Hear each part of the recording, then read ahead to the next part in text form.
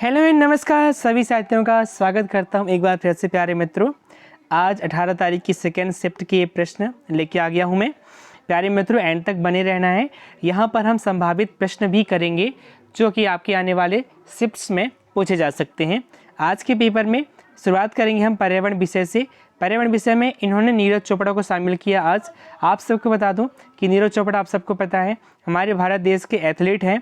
इन्होंने gold medal जीता था, आप सबको पता है 2020 में टोक्यो ओलंपिक में, है ना। तो देखिए यहाँ से प्रश्न पूछा कि पद्मश्री अवार्ड कब दिया गया, तो ध्यान रखना 2022 में। प्यारे मित्र आपको थोड़े बहुत पद्मश्री अवार्ड भी देख लेने हैं। तो यहाँ पर ध्यान रखेंगे जो हमारे नीरज चोपड़ा साहब हैं 2020 में 87.58 मीटर भाला फेंककर स्वर्ण पदक जीता था। प्यारे मित्रों एंड तक देखना है और शेयर भी करना है। अब आपसे पूछता हूँ मैं, अभी हाल फिलहाल में 2024 में एक ओलंपिक हुआ है, जो कहाँ हुआ है मुझे बताएंगे, और उस पर भाला में गोल्ड मेडल किसने जीता है और कौन से देश से खिलाड़ी हैं। कमेंट बॉक्स में आप लोग मुझे टाइप करके बता देंगे। क्वेश्चन नंबर 2 इन्होंने पूछा प्यारे मित्रों आर्यभट्ट उपग्रह से उन्होंने पूछा। तो आर्यभट्ट उपग्रह के बारे में इन्होंने पूछा कहाँ से छोड़ा गया था। ध्यान रखेंगे कपुस्टन यार कॉस्मोड्रोम से, जो कि रूस में है। कब छोड़ा गया था देखेंगे आप लोग, 19 अप्रैल 1975 में इन्होंने इसको लॉन्च किया था। आर्यभट्ट आप सबको पता होना चाहिए भारत देश का पहला उपग्रह था। ठीक, इसके साथ साथ इन्होंने नेक्स्ट क्वेश्चन पूछा राकेश शर्मा किस सन में अंतरिक्ष पर गए थे। याद रखेंगे प्यारे मित्रों, राकेश शर्मा हमारे भारत देश के अंतरिक्ष पर जाने वाले पहले यात्री थे। 3 अप्रैल 1984 में इन्होंने अंतरिक्ष की सैर की थी। राकेश शर्मा साल 1984 में अंतरिक्ष पर गए थे। राकेश शर्मा अंतरिक्ष में जाने वाले पहले भारतीय थे। उन्होंने 3 अप्रैल 1984 को सोवियत इंटरकॉस्मोस के साथ सोयुज T-11 अंतरिक्ष यान से उड़ान भरी थी। ध्यान रखेंगे प्यारे मित्रों। इसके अलावा और कुछ जानकारी आप लोग पॉज करके पढ़ लेना। क्वेश्चन नंबर नेक्स्ट बहुत शानदार प्रश्न पूछा, कार्बन मोनोऑक्साइड से प्रश्न पूछा था, जिसे आप लोग ध्यान रखेंगे प्यारे मित्रों। कार्बन मोनोऑक्साइड को दम घोटू गैस भी कहा जाता है। दम घोटू गैस भी कहा जाता है। यहाँ से प्रश्न क्या पूछा इन्होंने, आधी जली हुई लकड़ी में कौन सी गैस निकलती है। तो ध्यान रखेंगे कार्बन मोनोऑक्साइड निकलती है। ये आपके लिए नॉलेजेबल जानकारी है। इसके साथ साथ कुछ चीज़ें और नोट करेंगे आप लोग। मुझे ग्रीन हाउस गैसों के बारे में प्रश्न पूछता है तो मीथेन होता है, जलवाष्प होता है और कार्बन मोनोऑक्साइड होता है। किसमें प्यारे मित्रों, आप बताएंगे ग्रीन हाउस गैसेस में। अच्छा, अम्लीय वर्षा में कौन कौन से कारण होते हैं बताएंगे आप लोग। तो अम्लीय वर्षा में सल्फर का oxide sulphur dioxide plus nitrogen का ऑक्साइड नाइट्रोजन ट्राइऑक्साइड, ये दोनों मिलकर किससे पानी के साथ क्रिया करके प्यारे मित्रों HCl हाइड्रोक्लोरिक अम्ल और नाइट्रिक अम्ल HNO3 का निर्माण करते हैं। और ये जब पानी के साथ क्रिया करके वर्षा की बूंदों के साथ नीचे गिरते हैं, जिसे हम लोग अम्ल वर्षा कहते हैं। और अम्ल वर्षा का pH मान आप लोग मुझे कमेंट बॉक्स में टाइप कर देंगे। ठीक है प्यारे मित्रों, आप सबसे चाहूँगा मेरे प्यारे साथियों जो भी मेरे चैनल पे फर्स्ट टाइम आए हैं, चैनल को सब्सक्राइब अवश्य कर लें। मुझे थोड़ा सा मोटिवेशन दीजिए प्यारे मित्रों। मेरा छोटा सा चैनल है परंतु मेरी मेहनत आप सबको पता है। मेरे प्लेलिस्ट में जाके आप लोग देख सकते हैं मैंने किस तरह से आप लोगों के लिए वीडियोस बनाए हैं। मैं खुद एक चयनित शिक्षक हूँ, वर्ग 3 का टीचर हूँ और मैंने अच्छे से तैयारी कराई है। आप लोग जाके देख सकते हैं एक बार, पसंद आए तो सब्सक्राइब अवश्य कर लेना। क्वेश्चन नंबर नेक्स्ट देखेंगे, पर्यटन दिवस इन्होंने दिवस से प्रश्न पूछे प्यारे मित्रों। 27 सितंबर को मनाया जाता है। अब आपसे मैं कुछ पूछता हूँ, बताएंगे आप लोग। जैव विविधता दिवस कब मनाया जाता है, कमेंट बॉक्स में बता देंगे। अच्छा, पृथ्वी दिवस कब मनाया जाता है, कमेंट बॉक्स में बता देंगे। विश्व स्वास्थ्य दिवस कब मनाया जाता है, कमेंट बॉक्स में बता देंगे। चलिए ध्यान रखेंगे, आगे लेके चलता हूँ मैं। बहुत प्यारा प्रश्न पूछा इन्होंने, उद्योग से प्रश्न पूछा है प्यारे मित्रों। आज उद्योग में चले गए हैं। जमशेदपुर टाटा स्टील प्लांट की स्थापना कब की गई थी, तो 26 अगस्त 1907 में जमशेदपुर टाटा स्टील प्लांट की स्थापना की गई थी। इसके साथ साथ कुछ चीज़ें और नोट कर लेंगे आप लोग इसके बारे में। आज फिर मंगल ग्रह से प्रश्न पूछे, मंगल ग्रह के कितने उपग्रह हैं, 2 उपग्रह हैं, फोबोस और डीमोस। प्यारे मित्रों फोबोस और डीमोस ये मंगल ग्रह के 2 उपग्रह हैं। अच्छा, मैं आपसे कुछ पूछता हूँ, मंगल ग्रह को लाल ग्रह क्यों कहा जाता है, आप लोग मुझे कमेंट बॉक्स में बताएंगे। अच्छा, ज्ञानीमाइड किसका उपग्रह है वो भी बताएंगे। ज्ञानीमाइड भारत के कौन से जिले में सबसे अधिक बारिश होती है, प्यारे मित्रों मासिमराम और चेरमपुंजी। यहाँ पर क्या है सबसे ज़्यादा वर्षा होती है।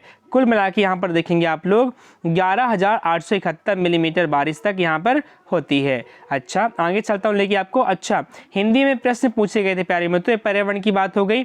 अच्छा, आप लोग अब मुझे हिंदी में देखिए ज़रा, इत्यादि का संधि विच्छेद उन्होंने पूछा। इति धन आदि, इति धन आदि इत्यादि का संधि विच्छेद होता है और कौन सा संधि होता है कमेंट बॉक्स में आप मुझे टाइप कर देंगे। क्वेश्चन नंबर नेक्स्ट पूछा इन्होंने, निष्ठुर का संधि विच्छेद पूछा। निधन ठुर, निधन ठुर निष्ठुर होता है। अच्छा, ये कौन सी संधि है वो मुझे बता देंगे।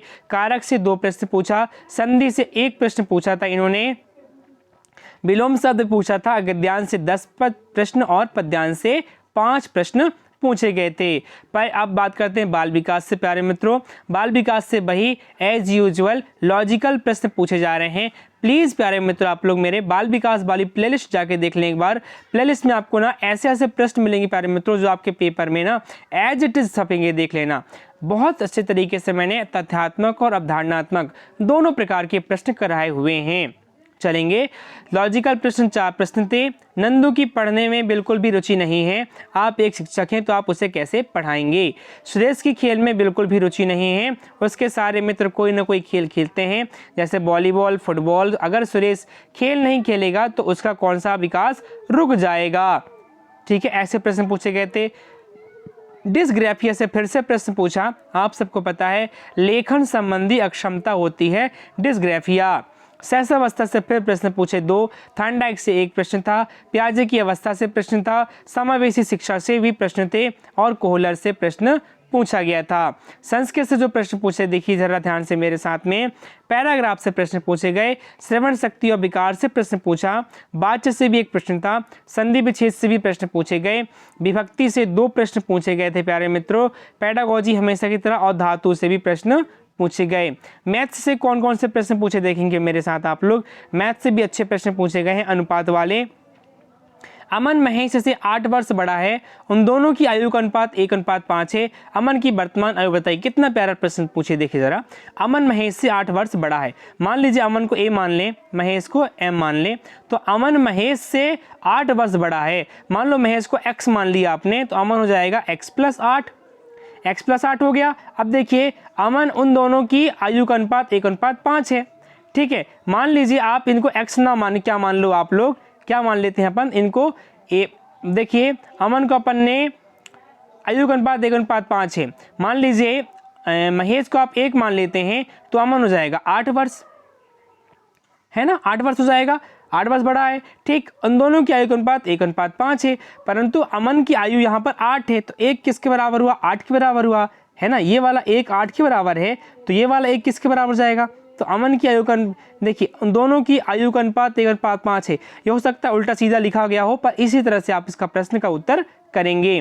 देखेंगे रोहित की 4 साल पहले की आयु वर्तमान आयु से 9 साल बाद की आयु का 1/16 है, तो रोहित की वर्तमान आयु बताइए। मतलब आपसे फिर से अनुपात वाले प्रश्न पूछे। अब यहाँ पर देखिए शिवानी के पास कुल 20 रुपए हैं, उसमें से 1 रुपए के और 50 पैसे के सिक्के हैं, कुल सिक्के 30 हैं, 1 रुपए कितने सिक्के होंगे। ये सिक्के वाले प्रश्न भी उन्होंने पूछा। औसत से 2 प्रश्न पूछे गए, वर्ग निकालने से प्रश्न पूछा गया, पेडागोजी से प्रश्न थे, घनमूल से भी 1 प्रश्न था, मतलब क्यूब रूट, गणित शिक्षण की विधियों से प्रश्न पूछे गए, नॉर्मल प्रश्न थे, आयु से 3 प्रश्न पूछे गए प्यारे मित्रों, बोर्ड मास के नियम से भी 2 प्रश्न पूछे गए। आप सबको पता है बोर्ड मास का नियम, ठीक है, वहां से भी 2 प्रश्न इन्होंने पूछा। चिन्ह परिवर्तन से भी प्रश्न आपको लगातार देखने को मिल रहे हैं। तो प्यारे मित्रों ये थी आज की सेकंड शिफ्ट की क्लास जो कि मैंने आप सबके लिए किया आया। मैं आप सबसे चाहूँगा प्लीज़ शेयर कर दीजिए, सब्सक्राइब कर दीजिए, और जो भी परेशानी होती है तो मुझे कमेंट बॉक्स में पूछ लेना। मिलता हूँ नेक्स्ट वीडियो में। Thank you so much.